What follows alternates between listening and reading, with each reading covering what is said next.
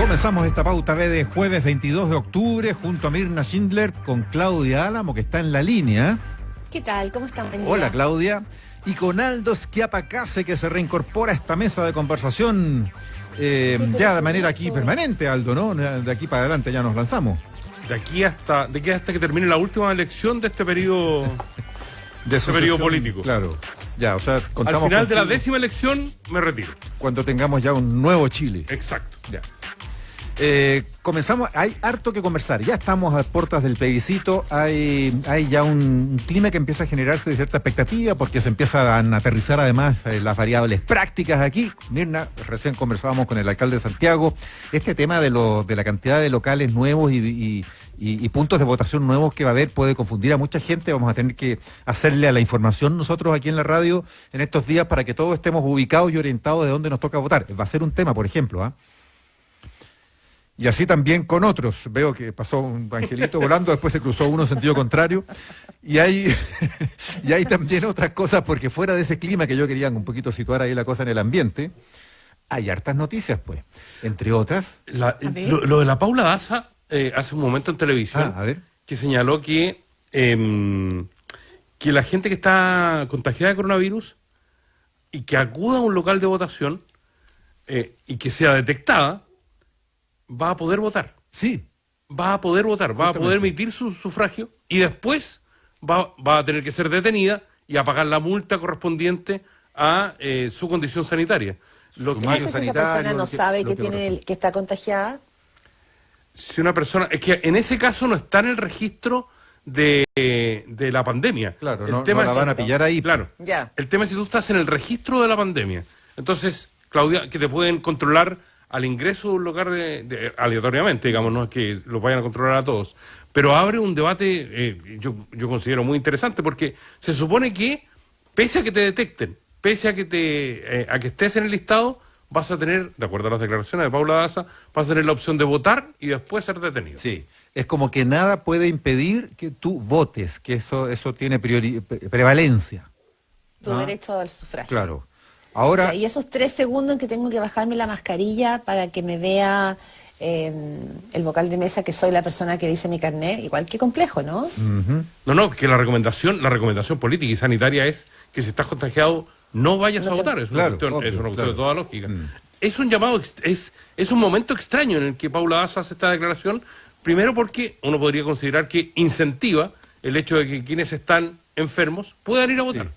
Yo lo había escuchado esos días atrás, no me acuerdo si de la misma subsecretaria o de alguna otra autoridad o del propio ministro, tengo la duda, porque se había dicho que claro, que no se puede impedir, porque teóricamente por un derecho constitucional que está por arriba de todos, nadie que tenga derecho a voto que califique para eso porque cumpla con los requisitos de ciudadanía puede ser impedido de votar.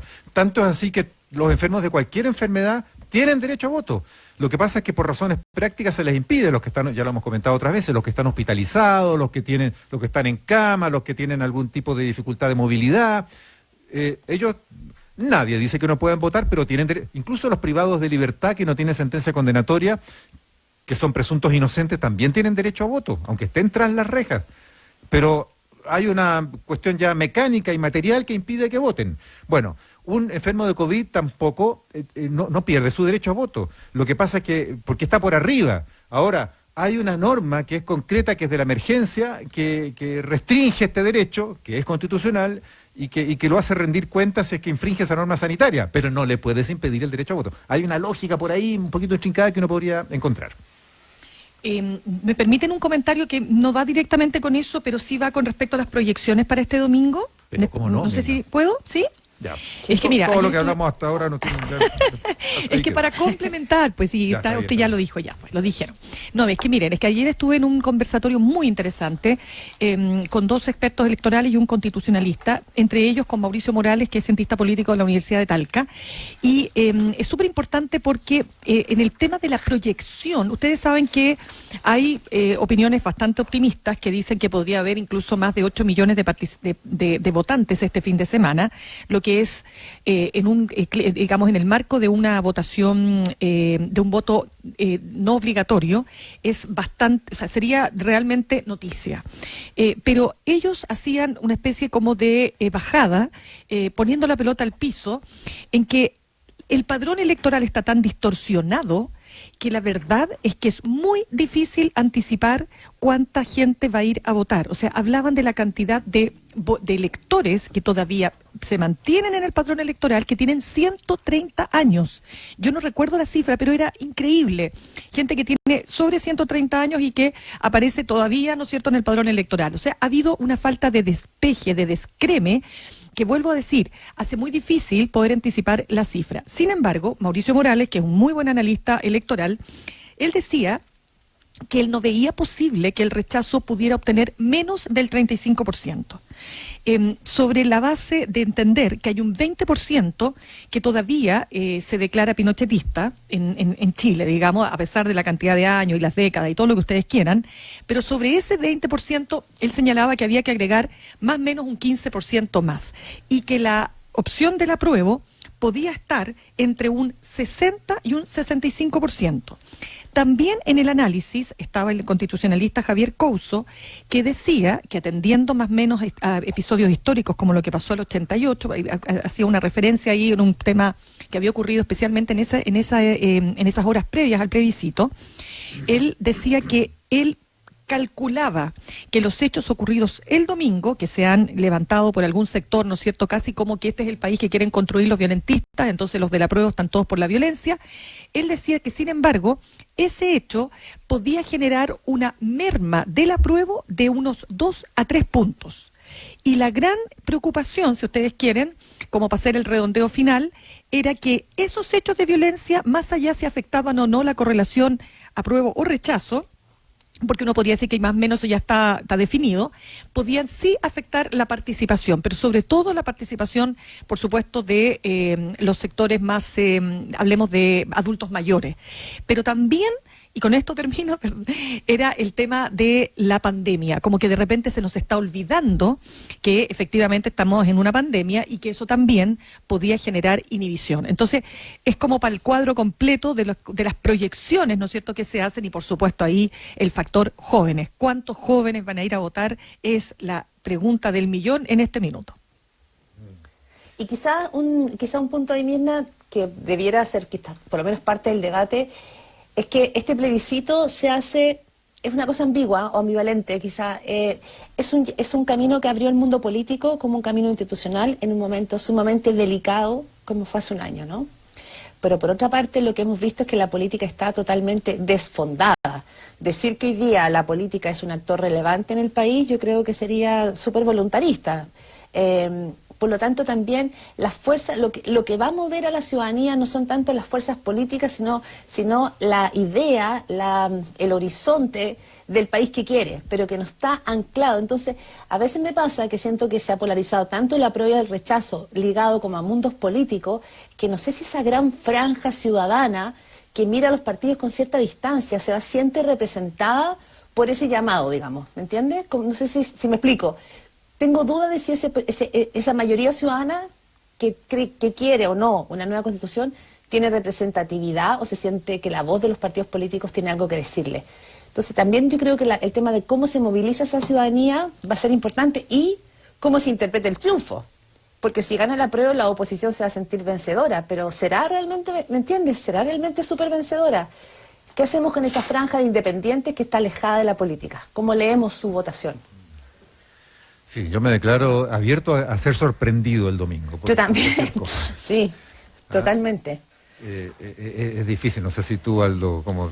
Va a ser muy interesante... Hagamos una polla. El análisis de los porcentajes, pero va a ser muy interesante qué pasa el día siguiente del plebiscito, porque más allá de que va a comenzar que va a comenzar el proceso para elegir una convención, seguramente va a comenzar, ya se va a desatar el proceso presidencial, que lo estamos viviendo en la antesala del plebiscito. Yo creo que inmediatamente después de conocidos los resultados va a venir una suerte de fiebre por las candidaturas presidenciales, de las institucionales y las que no lo son, y es allí donde vamos a ver si hay candidaturas independientes populistas, como les gusta decir hoy día a los señores políticos, o de otra tendencia que nos marquen más o menos para dónde va la mano. Yo creo que alguien va a querer capitalizar a todos aquellos que no se han sentido representados ni por las campañas. Hoy día la UDI hizo un inserto en la prensa apelando ya cabal y totalmente al terror.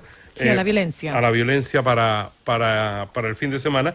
Pero va a estar muy entretenido el post-debate plebiscito, porque va a ir en dos tendencias. Uno, cómo armamos la convención, y dos, quiénes van a ser los presidenciales, ¿no? Claro. Sí, hay una... Y además por los pasos intermedios de los alcaldes, gobernadores regionales y los mismos parlamentarios. Que va a depender de la presidencial, yo creo. Sí, es que estoy viendo la publicación que dice, la había visto más temprano Aldo, que es una inserción en el diario La Tercera, que dice UDI Popular, y que dice que este domingo 25 la UDI todos rechazamos por un Chile sin odio y sin violencia. Y lo que aparece es una de las tantas fotografías, pero no es de ahora, esta es una fotografía de la época del estallido social, donde aparecen unos jóvenes que vandalizaron. Esto fue en La Serena, si no me equivoco, Aldo, una imagen que me recuerda lo que pasó en esas horas, donde unos jóvenes, ¿se acuerdan ustedes que... que fue tenían un la hotel. reposera sobre... Sí, la reposera del hotel y estaban en unas reposeras. Exacto. Como instaladas en un... Eso fue La Serena. Sí. Exactamente, y se ve el fuego atrás, ¿no es cierto? Y están todos con las desmascarados, qué sé yo, con pasamontañas, en fin.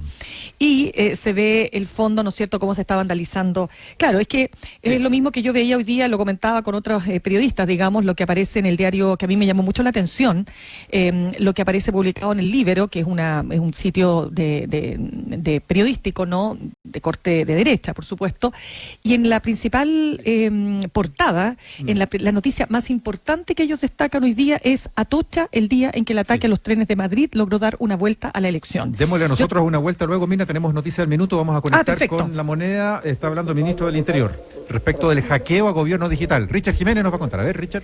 Sí, en este momento está hablando sobre la seguridad para el plebiscito constitucional que tiene lugar el día domingo. Escuchemos. La elección o la votación que se va a llevar a cabo el domingo. ¿Qué va a pasar finalmente con las personas que lleguen a votar y que tengan COVID? ¿Y cuál es el proceso, cuál es el manual que se va a seguir con estas personas? Porque tienen un derecho constitucional, pero también se contrapone con el tema sanitario. Y en el caso de que no avisaran esta situación, podría traer una consecuencia grave en la salud de las personas. Eso está absolutamente regulado en las disposiciones que el Servicio Electoral publicó en el diario oficial, cuáles son quienes pueden votar. Todos los chilenos pueden votar. Las personas que están con COVID, están en cuarentena, no pueden salir de la vivienda o de la residencia sanitaria donde estén. No pueden salir, y si lo hacen, cometen una infracción. Si alguien sale y no es infectado, no se le puede impedir votar, pero sin duda va a estar sometida a las disposiciones legales que regulan estas materias. Lo importante es que aquellas personas, que son alrededor de 15.000 en el país, están contagiados, se queden o en la residencia sanitaria o en los hospitales que están o en su residencia, en su domicilio donde están. Esa es la norma legal que se va a aplicar. ¿Se le puede negar el derecho a votar? Si la persona llega, puede que no se le detecte a tiempo, digamos, indudablemente a nadie se le puede impedir votar, pero sin duda va a recibir las sanciones que la ley sanitaria establece al respecto. Ministro, buenos días, estamos en directo. Si pudiera reiterar, ¿qué daños eventuales con la vulneración a gobierno digital hubo para la comunidad? Mucha gente, se hablaba de más de 1 millón de personas que cambió la clave única frente a este eventual daño que habría originado este hacker de 26 años que ha sido detenido. Se lo pregunto por la intranquilidad que hay mucha gente a propósito de los datos personales. Y enlazar esta pregunta también, ministro, ¿qué garantía puede entregar el gobierno de Chile, el Estado de Chile, frente a los datos de los chilenos en las próximas votaciones para el plebiscito constitucional del día domingo? Tal como lo dije al principio, estamos en plena investigación, hay evidencias concretas solo en 14 días. Yo creo que eso es muy relevante, muy importante, que solo en 14 días la policía logró detectar a aquella persona que entró. La investigación va a arrojar, sin duda, cuáles fueron exactamente los daños para poder revertirlo. Y se están tomando todas las medidas para protegerlo. La clave única, como ustedes muy bien lo saben, las personas pueden cambiar sus números con mucha facilidad. Junto con ello estamos solicitando, requiriendo la discusión de la ley de delito informático para mejorar la institución, la institucionalidad, pero la garantía que ha Estado en Chile, que es la persecución clara, evidente, rápida de quienes cometen delitos y trabajar duramente por mejorar nuestra institucionalidad en un tema que es reciente y que forma parte del desarrollo tecnológico que ustedes saben mejor que nadie, avanza con una rapidez verdaderamente impresionante. Y con respecto a la seguridad en el plebiscito de los datos personales, de cómo la gente votó, ¿está garantizado esa seguridad? El CERVEL, que es el órgano que tiene todos y cada uno de los elementos disponibles y por lo tanto los listados de las personas que votan, los datos de esas personas, ha tomado todas las medidas para que en ello no exista ninguna dificultad. ¿Se le hace otra consulta al ministro? Escuchemos. Se ha sabido durante las últimas horas que el presidente se cambió de domicilio. Habitualmente lo hacía en el centro de Santiago y ahora cambió de local electoral hacia Las Condes, desde donde reside. ¿Por qué se ve esta situación? ¿Por una seguridad, algún protocolo establecido? Todos los chilenos tenemos derechos a cambiar nuestro lugar de vacaciones dentro de los plazos que establece la ley, plazos que vencieron hace mucho y largo tiempo. Si mi memoria no me engaña, lo bueno, 2 meses, así que no es una decisión reciente, y es la decisión que cualquier ciudadano tiene de cambiar su domicilio electoral. Yo, por ejemplo, no alcancé a cambiar mi domicilio electoral y tengo que ir el domingo a votar a Chile. ¿Pero no por ningún protocolo, por eventual manifestación? De carácter personal, reitero. Y hubiera sabido que iba a ser ministro de Bien, Estado. respuesta ahí respecto de ese cambio, que sí, llamó la atención a algunos. El presidente Piñera no va a votar donde siempre lo hacía, sino que en la comuna de Las Condes, más cerca de donde vive. Bueno, él tendrá que tal vez dar alguna explicación ahí personal adicional. Recordemos que te puedes cambiar o te cambian. ¿Te cambian? Claro. Automáticamente, a mí me cambiaron automáticamente. Ah, cuando Hay se que revisar, redistribuyen sí. mesas y claro, cuando Sí. va como el padrón va aumentando, de pronto se van ajustando, van distribuyendo Se cruzan los detalles donde No hay que vives con confiarse. el del padrón electoral. O sea, hay muchos cuando se modificó la ley, cuando el voto pasó a ser voluntario, digamos, se cambió, Sí, tienes razón, se claro. cambió a mucha gente. Sí.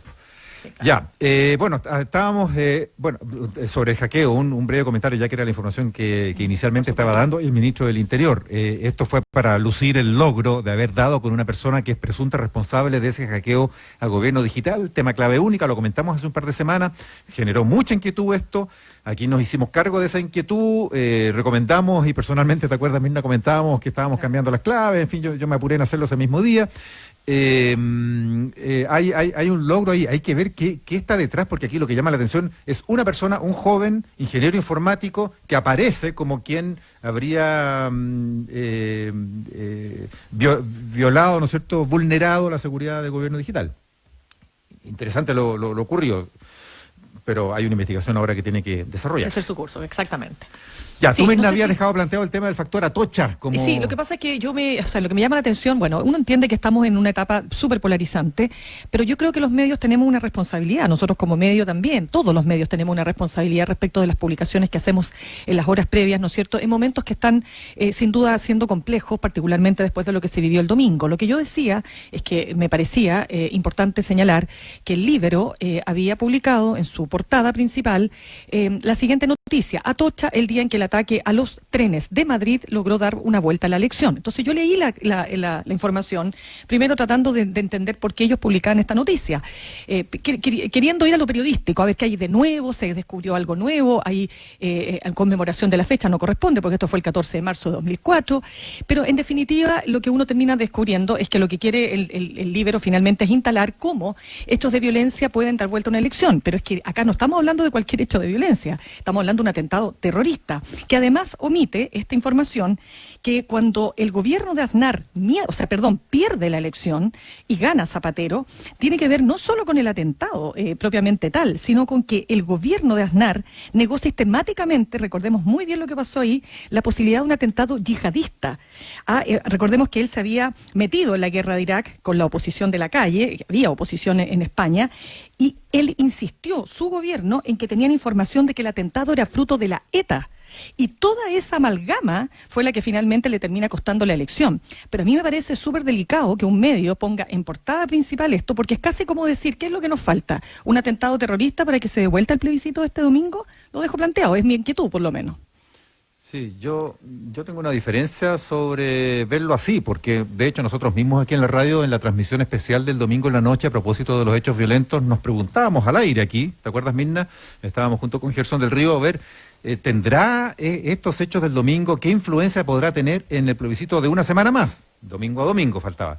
Y nos preguntamos, y recordamos acá el tema de las elecciones en España del 2004, cuando se produjeron los atentados de Atocha, y efectivamente se dio vuelta la elección. Yo creo que cabe la pregunta, ¿no? ¿Cómo influye este tipo de cosas? Y justamente anticipábamos ahí escenarios posibles que pudieran ir desde el pánico de la gente que se restara de ir a votar, hasta que ya independientemente de cuál fuera ese voto, o a que se inclinara la balanza por alguna de las opciones del plebiscito, que creciera el rechazo, por ejemplo, porque podría asociarse el apruebo a la violencia, pero en una de esas dijimos también de repente en la misma conversación, a ver, pero es que en una de esas se produce lo contrario, y hay un efecto psicológico en que con mayor razón hay que ir a votar, y se vuelca la gente en rechazo a la violencia. Y yo comenté que ese mismo día había habido en Francia una tremenda manifestación en rechazo al terrorismo, y salieron cientos de miles de franceses a la Plaza de la República en París para solidarizar con el profesor decapitado un par de días antes por un terrorista islámico. Entonces, nos hicimos la pregunta, yo lo leo así, no veo más... No, yo lamentablemente no soy... O sea, yo, perdona que te lo plantee, yo soy muy ingenua, muy... Pero no tanto, soy dices tú, súper como ingenua. yo. No, es que, compañero, tú no eres ingenuo. Yo soy súper ingenua, pero en esta oportunidad, perdónenme, no puedo ser ingenua, porque para mí esto tiene una intencionalidad. O sea, ¿qué me está diciendo? O sea, yo lo comparo con la otra publicación, que ya lo comentábamos, ¿no es cierto?, que hacía mención Aldo, esto de que atribuyas la violencia a una opción. Es que eso es muy delicado. No digo que en este caso sea tan burdo, pero también, porque tú lo pones en una portada. O sea, si yo te creo que esto fuera parte de los columnistas, no lo sé, pero cuando tú lo pones en la portada principal de tu diario, donde se supone que están las noticias más importantes, ¿no? Por supuesto, las columnas, todo lo que tú quieras, pero es que esto está, tú abres el libro, yo no sé ahora si está todavía, pero lo primero que te aparecía es el atentado terrorista de Atocha. Entonces, yo pregunto, periodísticamente, ¿eso es correcto? O sea, sí, tú vas a decir, todo se puede hacer, pero es que no pueden no ligarlo a lo que está pasando en estas horas. Porque ¿qué es lo que me sugiere a mí esta información? ¿Me están diciendo que lo único que nos falta es un atentado terrorista para dar vuelta al plebiscito del domingo? No, Chupaya, o sea, qué delicado, ¿no? Distinto. Yo lo veo como que, ¿qué factor puede ser esto para una elección? ¿Cómo puede reaccionar la gente frente o a favor de...? Bueno, yo dejo aquí mi planteamiento. O sea, a mí me preocupa, ¿sabes por qué? Porque siento que se van generando determinadas como tensiones, es decir, si la situación está tensa, pongámosle más tensión. Como que te siento que hay que tener mucho cuidado, que hay que ser muy responsable en estas horas complejas que vive el país, por supuesto. Ya, punto hecho.